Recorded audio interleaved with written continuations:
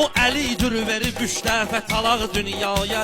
İnsani uçurum olan səmtə bu dünya aparır. Qoca bağban gecə gündüz çalışır, gül bitirir.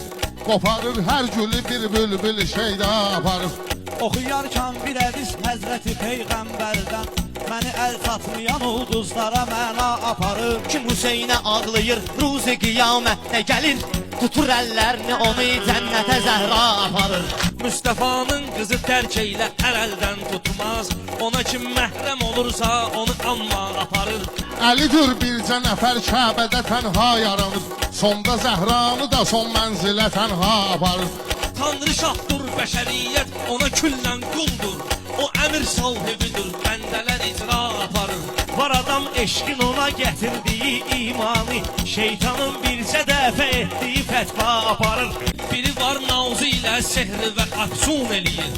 Səbrimi qavrət edib ol bütü ziba aparır. Sən ay Allah bizi heç bir kəsə möhtac qoyma, düşmənin qapısına insanı təmənna aparır.